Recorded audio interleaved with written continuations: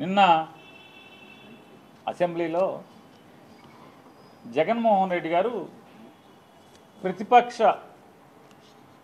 నాయకుడిగా అసెంబ్లీలో నాకు సమయాన్ని ఇచ్చేటువంటి అంటే పాలకపక్షంతో ధీటుగా ఆంధ్రప్రదేశ్ రాష్ట్రంలో ఉన్నటువంటి ఏకైక అసెంబ్లీలో ఉన్నటువంటి ఏకైక ప్రతిపక్షంగా ఆంధ్ర రాష్ట్రంలో ప్రభుత్వానికి వ్యతిరేకంగా పనిచేస్తున్నటువంటి ఏకైక పార్టీగా 40% ఓట్లు తెచ్చుకున్నటువంటి రాజకీయ పార్టీగా ప్రజల పక్షాన ప్రభుత్వం చేస్తున్నటువంటి పాపాలు, ప్రభుత్వం చేస్తున్నటువంటి తప్పులు, ప్రభుత్వం చేస్తున్నటువంటి మోసాలని నిలదీయటం కోసం అసెంబ్లీలో నా గళం వినిపించడానికి సరైన సమయాన్ని ఇచ్చేదానికి నాకు అవకాశం కల్పించండి అని చెప్పని కోర్టును ఆశ్రయిస్తే కోర్టు స్పీకర్ గారిని నోటీస్ అందజేస్తే దాని మీద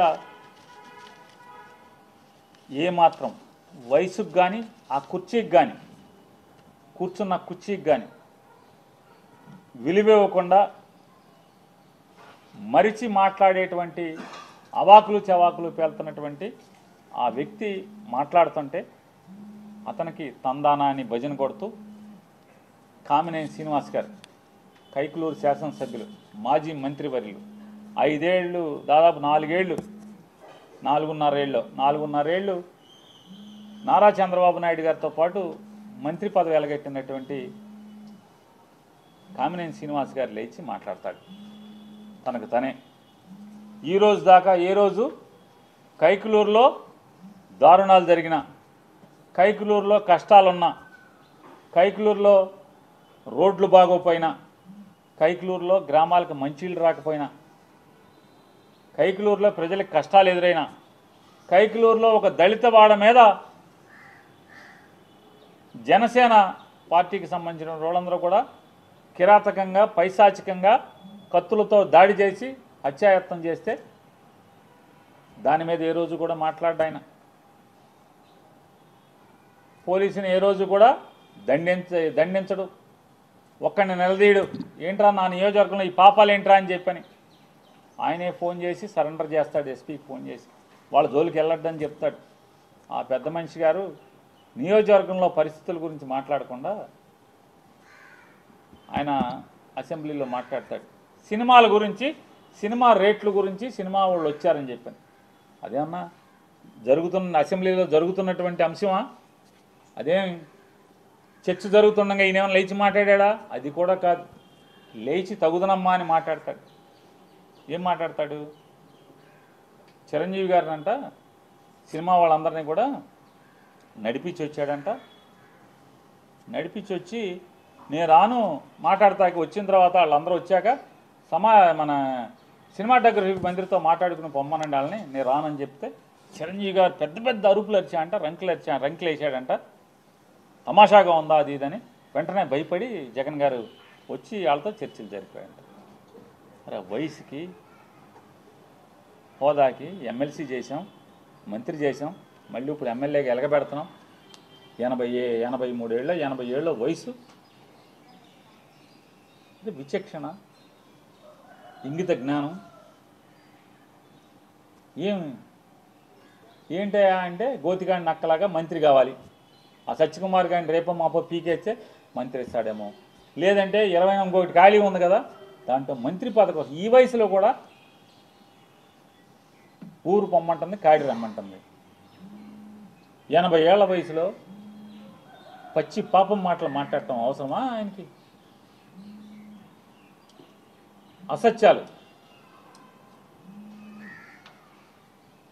నిజంగా చిరంజీవి గారు గడ్డి పెట్టాడు కాబట్టి సరిపోయింది.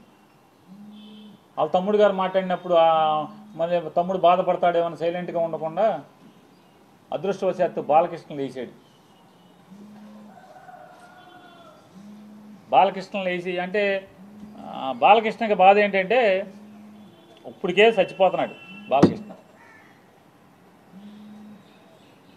పవన్ కళ్యాణ్ ఉప ముఖ్యమంత్రిగా హెలికాప్టర్లో విమానాల్లో తిరుగుతాం, వాళ్ళ బావ వంగి నమస్కారాలు పెడతాం, ముఖ్యమంత్రితో సమానంగా జామర్లు ఉన్న కారు ముందు ఒక 3 పోలీస్ కార్లు, వెనక ఒక 10 పోలీస్ కార్లు. అసలు మామూలుగా పవన్ కళ్యాణ్ కారు దిగంగానే వాళ్ళ బావ కన్నా ఎక్కువగా ఓ 25 మంది పోలీసులు చుట్టూ సఫారీలు వేసుకుని తుపాకులు ఇచ్చుకుని ఓ 25 మంది పోలీసులు. కొత్తలాడిపోతున్నట్టున్నాడు మనోడు. మామూలుగా ఉడుకుతున్న అన్నానికి అడుగుని చెగలేపితే మామూలు పొంగు వచ్చినట్టుగా లోపల మ్యాన్షన్ హౌస్ ఫుల్లుగా. అసలు రాను రాను ఏమైపోతుందంటే ఇట్లాంటి వాళ్ళ మూలంగా ఆర్టీసీలో కండక్టర్కి డ్రైవర్కి డ్యూటీ ఎక్కేప్పుడు బ్యాందీ సారా తాగేప్పుడు పెడతారు. గొట్టం ఏంటంటే నోట్లో గొట్టం పెడతారు, బ్రీత్ అనలైజర్. ఆ బ్రీత్ అనలైజర్లో అసెంబ్లీ గేట్ కాడ కూడా తలుపు కాడ కూడా పెట్టాల్సిన పరిస్థితి వచ్చేసింది.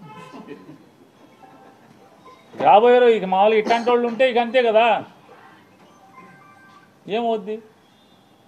అసెంబ్లీ తలుపు కాడ లోపల తలుపు తీస్తారు మామూలుగా హాల్లోకి లోపలికి వెళ్ళి అక్కడ బ్రీత్ అనలైజర్ పెట్టి ఎమ్మెల్యేలను కూడా లోపలికి పంపించాల్సిన పరిస్థితి వచ్చేసింది కదా.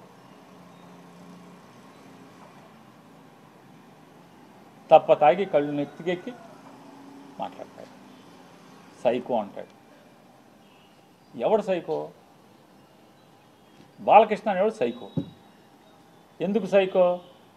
పవన్ కళ్యాణ్ హోదాని ఆ వెలుగుని చూసి ఏడవలేక సైకో. నువ్వు సైకో. ఎవడికి సైకో? మాకేం సైకో? ఏం చేశాడు సైకో? సిగ్గు లేకుండా నేను కలవలేదని చెప్తావా? రోజు పురాణాలు నోట్లో ఒల్లి వేయటం కాదు, బట్టి పట్టం కాదు, వేద మంత్రాలు బట్టి పట్టం కాదు, దేవుడి పద్యాలు బట్టి పట్టం కాదు. నాలుక మీద పురాణాలు, ఉపనిషత్తులు, వేదాల్లో ఉన్న వాక్యాలు అవి బట్టి పట్టినంత మాత్రాన ఇట్టాగుంటుంది. బట్టి పడితే జీవితం, బట్టి పట్టిన బతుకులు ఇట్టాగా ఉంటాయి. పేరుకేమో బయట మామూలుగా మైకూర్చుకుంటేనేమో వేదాలు, ఉపనిషత్తులు అవి మాట్లాడటం ఆ ఊ అని చెప్పని. మనిషిని మందేస్తే ఇది మన తంతు.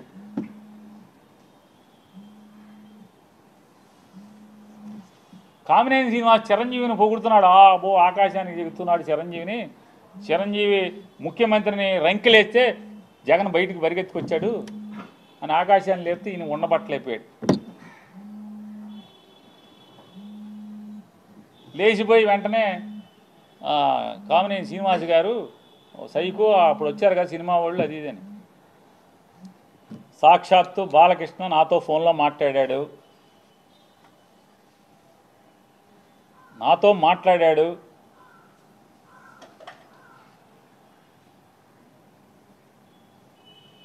మాట్లాడాడే చెప్తున్నా. నాకు జన్మనిచ్చిన నా తల్లిదండ్రుల మీద ప్రమాణం చేస్తున్నా. నువ్వు చేయి, నాతో మాట్లాడలేదని చెప్పాను. మీ అమ్మ నాన్న మీద మాటకి చెప్తారు కదా. అరే ఎన్టీ రామారావు గారు, బసవతారకం గారు ఎంత క్యారెక్టర్ ఉన్నవాళ్ళు, ఎంత సంస్కారవంతంగా బతికారు వాళ్ళు, ఎంత సంస్కారవంతంగా బతికారు. వాళ్ళ కడుపున పుట్టి ఈ రకమైనటువంటి నీచపు మాటల అసెంబ్లీలో. పోనీ ఎక్కడో అక్కడ కూర్చుని చీకట్లో మందేస్తా మాట్లాడామంటే అది వేరు. ఎవడో వీడియో తీసే ఫోన్లో తీసేశాడు, బయట పెట్టేశాడంటే అర్థం ఉంది. అసెంబ్లీలో మాట్లాడతా. నన్ను అడిగావు బాలకృష్ణ, నన్ను అడిగావు ఫోన్ చేసి, జగన్మోహన్ రెడ్డి గారితో అపాయింట్మెంట్ ఇచ్చు నేను వచ్చి కలుస్తానని చెప్పాను. అఖండ సినిమా కోసం మిరియాల రవీందర్ రెడ్డి ఆయన ఎవరో ఉన్నాడు, నా దగ్గరికి వచ్చాడు. నన్ను అడిగి 10 మందితో మాట్లాడించి అపాయింట్మెంట్ తీసుకుని నా దగ్గరికి వచ్చాడు. సార్ మా హీరో గారు మాట్లాడుతా అంటున్నారు, కొద్దిగా మాట్లాడండి సార్ అన్నాడు. మీకు అభ్యంతరం అన్న? నాకే అభ్యంతరం లేదు, మాట్లాడండి. నేను మంత్రిని, మాట్లాడాలి, బాధ్యత, మాట్లాడించండి అని మాట్లాడావు. జగన్మోహన్ రెడ్డి గారు ఎట్టా ప్రవర్తించాడు? నేను వెళ్ళి అడిగితే, సార్ బాలకృష్ణ ఫోన్ చేశాడు సార్, వస్తాడంటే మిమ్మల్ని కలుస్తా అంటే కొద్దిగా అపాయింట్మెంట్ ఇవ్వండి అని అడిగాను. ఏ బాలకృష్ణ? చంద్రబాబు నాయుడు బామ్మర్ది. అవునండి, ఆయన బామ్మర్ది. మన దగ్గరికి ఎందుకు, ఏంటి పని ఏంటి అంటాను. అఖండ సినిమాకి లీనియంట్గా ఉండాలంట. వాళ్ళు బ్లాక్లో అమ్ముకుంటారు టికెట్లు, ఎక్కువ షోలు వేసుకుంటారు, బాగా సినిమాకి ఎక్కువ ఖర్చు అయిందంట. మామూలుగా బడ్జెట్ 45 కోట్లు ఎంతో అనుకుంటే అది ఆ డైరెక్టర్ వల్ల అంటే ఎక్కువగా అమ్మారని చెప్పని రేట్లు ఎక్కువగా అమ్మారంట. ఎక్కువగా అమ్మటం వల్ల దాన్ని 70 కోట్లకు తీశారంట. కాబట్టి అమ్మపోతే సినిమా బాగా తీసాం, బాగా వచ్చింది, మంచి సినిమా తీశాను, కాబట్టి చూడండి పొమ్మని అడుగుతున్నాడండి.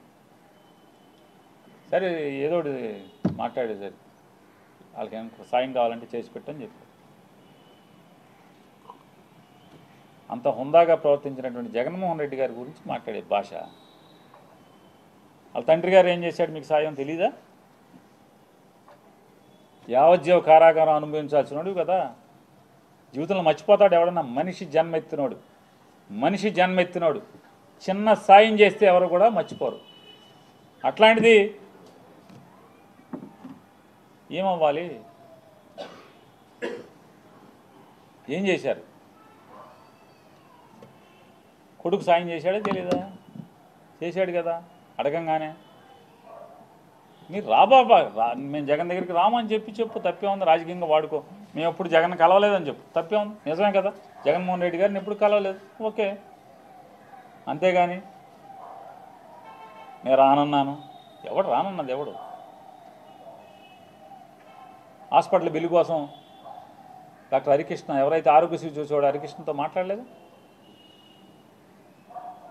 మా బావ ఉండగానే బిల్లులు ఆగిపోయినాయి, మాకు బిల్లులు ఇప్పించండి అని అడగలేదా? బిల్లులు ఇవ్వలేదా జగన్ గారు? ఏం సైకో మీ బసవతారకం హాస్పిటల్ని ఎప్పుడన్నా ఇబ్బంది పెట్టాడా? మీరు అమరావతిలో జగన్మోహన్ రెడ్డి గారికి ముందు అంటే మీ బావ గవర్నమెంట్లో బసవతారకం హాస్పిటల్ క్యాన్సర్ హాస్పిటల్కి మీరు స్థలం తీసుకుని జగన్ వచ్చాడని చెప్పి కట్టకుండా మీరు హాస్పిటల్ ఆపేసి ఇప్పుడు కొత్తగా శంకుస్థాపన చేస్తారు మీరు. అంటే ఎవడు సైకో? నువ్వా సైకో, జగన్మోహన్ రెడ్డి గారు సైకో? సైకో బుద్ధులు, సైకో ఆలోచనలు ఎవరై? తప్పు కదా, ఇట్లా మాట్లాడచ్చా అని అడుగుతున్నాను. ఇప్పుడు మీకు చిరంజీవి గారు అంటే పడదు, ఈర్ష్య ఉంది. పవన్ కళ్యాణ్ అంటే ఈర్ష్య ద్వేషాలు ఉన్నాయి. పట్టుకో అలా కూములు చచ్చిపోతున్నారు ఇంకో లోపల. అది మీ బావకే చెప్పుకోవాలి. బావా మనం సపరేట్గా తోసేద్దాం బావ, వీళ్ళని అనవసరం బావా, మనం 124 అలా 21 ఎంతో కదా, మన పనిలో మనం ఉందాం బావానా అని మీ బావకు చెప్పుకోవాలి. ఊరోళ్ళ మీద జగన్ మీద పడి ఆడవటం ఎందుకు?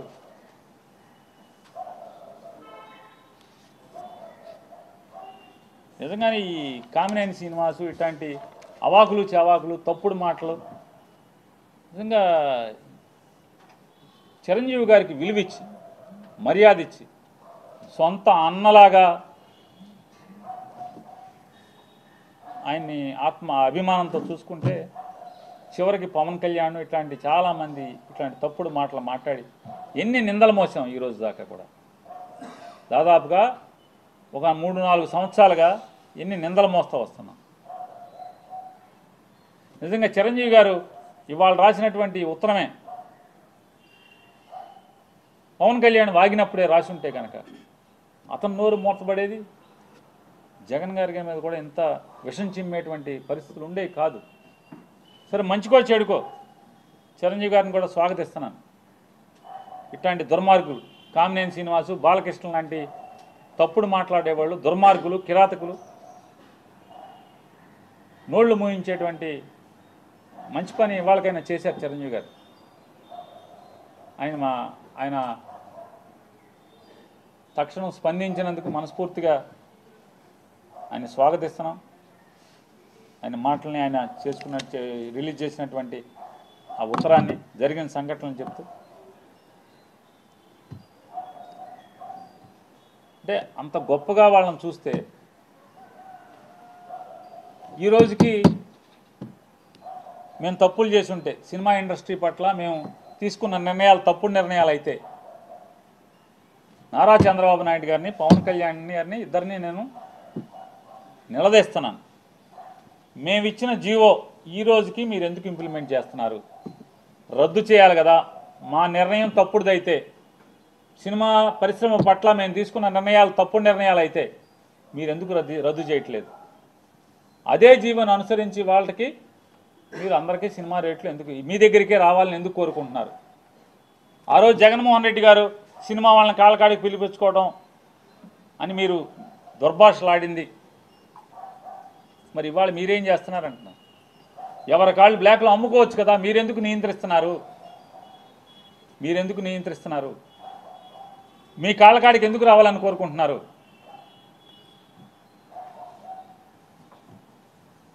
మీ కాళ్ళకాడికి ఎందుకు రావాలని కోరుకుంటున్నారు? అంటే మీరేమో పైనుంచి పైలోకం నుంచి సరాసరి బ్రహ్మదేవుడు బొడ్లోంచి ఊడిపడ్డారు. జగన్మోహన్ రెడ్డి గారేమో వాళ్ళ అమ్మ కడుపులోంచి ఊడిపడ్డాడు నేల మీద. మీరు చేస్తే అన్నీ పత్తిత్తు కౌరులు మీరు చేసేవన్నీ, అతను చేస్తే పాప పనులు అవన్నీ జగన్మోహన్ రెడ్డి గారు చేస్తే. సిగ్గు లేకుండా అదే జీవనం అనుసరిస్తున్నారు. సినిమా ఇండస్ట్రీలో అదే సాంప్రదాయాన్ని అదే రూల్స్ని మీరు ఎందుకు కొనసాగిస్తున్నారని అడుగుతున్నాను. కొనసాగించకూడదు కదా. జగన్మోహన్ రెడ్డి గారు ఆ రోజు కూడా చిరంజీవి గారికి, మహేష్ గారికి, అలాగే మన రాజమౌళి గారికి, ప్రభాస్ గారికి వీళ్ళందరికీ చెప్పారు, నా భయం ఏం లేదు అన్నా, నా భయాలు ఒకటే, మీరు సినిమా పేదవాడికి సినిమా టికెట్ అందకుండా తీసుకెళ్ళిపోయే పరిస్థితి ఉంటే, కుటుంబం సినిమాకి వెళ్తే మినిమం 1000 రూపాయల నుంచి 2000 రూపాయలు లేచి వెళ్ళిపోతే, ఇవాళ ఓటీటీ వచ్చేసినాయి, నెలకి 100 రూపాయలు కడితే చందా మొత్తం అన్ని సినిమాలు ఇంట్లో చూసే పరిస్థితి ఉన్నప్పుడు, టీవీ స్క్రీన్లు కూడా మారిపోయినాయి, అన్నీ ఓఎల్ఈడీలు ఇట్లాంటి రకరకాల డిజిటల్ 8,000K 10,000K భవిష్యత్తులో ఇంకా మారిపోయే పరిస్థితులు ఉన్నాయి. హై క్వాలిటీతో హై రిజల్యూషన్తో cinema sound system, effective sound systems వచ్చేసినాయి టీవీల్లో. సినిమా దెబ్బతినేస్తుంది. సినిమా థియేటర్లు కళ్యాణ మండపాలు గాను కాంప్లెక్స్లు కానీ మారిపోయే పరిస్థితులు వస్తాయి. మీరేసుకుంటాక సినిమా థియేటర్ దొరికే పరిస్థితి ఉండదన్నా, మీరు ఆలోచించండి అన్నా అని చెప్పి అందరికీ చెప్పారు. అందుకోసమే తప్పితే వేరే ఏం కాదు. సామాన్యుడికి ఇదొక్కటే మాత్రమే ఎంటర్టైన్మెంట్ అయిన తెలుగువాడికి ఎంటర్టైన్మెంట్ అయిన సినిమా పరిశ్రమ మూతపడే పరిస్థితి వస్తుంది. థియేటర్లు ఉండవు, క్లోజ్ అయిపోతాయి థియేటర్లు అని చెప్పారు. అందుకు గురించి తప్పితే నాకేంటన్నా, మీరు ఎవరు సంపాదించుకుంటే, మీరు 50 కోట్లు తీసుకుంటే 100 కోట్లు తీసుకుంటే నాకేంటన్నా, మీరు కష్టపడతారు చేసుకుంటారు. ఆయన ఇంకో మాట కూడా ఆ రోజు చర్చలో మాట్లాడారు, అన్నా మీరు సంవత్సరానికి ఒక సినిమా 2 సంవత్సరాలకు ఒక సినిమా తీస్తే సినిమా ఇండస్ట్రీ కూడా టెక్నికల్ టీం అంతా కూడా చచ్చిపోద్దన్నా. మీరు టెక్నీషియన్స్ అందరూ కూడా మీరు ఒక సినిమా తీస్తారు, కానీ మీరు సంవత్సరానికి 4-5 సినిమాలు తీయకపోతే టెక్నీషియన్స్ ఏమైపోతారు, క్యారెక్టర్ ఆర్టిస్టులు ఏమైపోతారు? వాళ్ళ గురించి కూడా ఆలోచించండి అన్న సినిమా పెద్దలందరూ కూడా. సంవత్సరానికి ఒక సినిమా మీరు తీస్తే ఉన్నవాళ్ళు పెద్దవాళ్ళందరూ కూడా 4 సినిమాలు తీస్తే 5 సినిమాలు తీస్తే అందరూ కలిసి,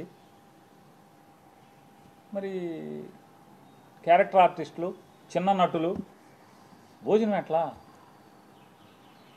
టెక్నీషియన్స్కి భోజనం ఎట్లా? భోజనం ఎవడో పెడతాడు? ఇదొక వ్యసనం లాంటిది, దీనికి అలవాటు పడ్డాడు దీనికి తప్పితే ఇంకో పనికి వెళ్ళలేడు. ఇవన్నీ చర్చ వచ్చినాయి. మీరందరూ 4 సినిమాలు చేస్తే బాగుంటుంది ఒక్కొక్కళ్ళు సంవత్సరానికి కనీసం అని చెప్పారు కదా, మాట్లాడుకున్నాం కదా. ఇంత గొప్పగా సినిమా ఇండస్ట్రీ గురించి మాట్లాడాడు కదా. మీరందరూ విశాఖపట్నంలో స్థలాలు ఇస్తాను ఇల్లు కట్టుకోమని చెప్పాడు కదా చిరంజీవి గారు. విశాఖపట్నంలో, రాజమండ్రిలో, కర్నూలులో, తిరుపతిలో ఒక్కొక్క స్టూడియో ఏర్పాటు చేద్దాం, ఒక్కొక్క ఫ్లోర్ కడదాం, మీరందరూ గవర్నమెంట్ నేను స్థలాలు ఇస్తాను, మీరు ఒక్కో చోట ఒక్కొక్క స్టూడియో కట్టండి, అంటే ఫ్లోర్ కట్టండి, షూటింగ్లు చేసుకుందాం, మీరు కాపురాలు కూడా వైజాగ్ రండి అని చెప్పని జగన్ గారు మిమ్మల్ని రిక్వెస్ట్ చేశాడు కదా. వెంటనే చిరంజీవి గారు స్పందించి స్థలం కూడా కొనుక్కున్నారు కదా. ఏమాట కాబట్టి చిరంజీవి గారు ఆ రోజు జగన్మోహన్ రెడ్డి గారు పట్ల సోదర వాత్సల్యం, తమ్ముడు వాత్సల్యంతో ఆ రోజు ఉన్నారు. ఈయన కూడా నా అన్న అన్నట్టుగానే ఆయన కూడా ఉన్నారు. ఇన్వైట్ చేయగానే రామ్ చరణ్ గారు, చిరంజీవి గారు ఇద్దరు కలిసి స్థలం కొనుక్కున్నారు వైజాగ్లో. గవర్నమెంట్ ఇచ్చేదే ఉందిలే మనం కొనుక్కుందాం, ఊరికి ఎవరో ఒకటి మాట అంటాడు, చిన్న చిన్న వాళ్ళకి స్థలాలు వస్తే పర్లేదు అని చెప్పి చిరంజీవి గారు స్పందించారు. ఇంత గొప్పగా సినిమా ఇండస్ట్రీ పట్ల నారా చంద్రబాబు నాయుడు గారు సినిమా వాళ్ళని వాడుకోవటం తప్పితే ఏనాడన్నా సినిమా ఇండస్ట్రీకి ఉపయోగపడ్డా? నాడు రాజశేఖర రెడ్డి లేదా జగన్మోహన్ రెడ్డి గారు తప్పితే, సినిమా ఇండస్ట్రీని వాడుకోవటం తప్పితే నారా చంద్రబాబు నాయుడు గారు ఎప్పుడు ఉపయోగపడ్డాడు సినిమా ఇండస్ట్రీకి అని అంటున్నాను. సినిమా వాళ్ళని ప్రచారానికి వాడుకోవటం, సినిమా వాళ్ళని అడ్వర్టైజ్మెంట్లు తయారు చేయడానికి వాడుకోవటం తప్పితే ఏ రోజు ఏం జరిగింది? నాడు తండ్రి కానీ నేడు కొడుకు కానీ సినిమా ఇండస్ట్రీకి అండగా నిలబడితే ఇంత కామినేని శ్రీనివాసును బాలకృష్ణ కలిసి ఇంత అసహ్యంగా మాట్లాడతారా? ఇంత నీచంగా మాట్లాడతారా?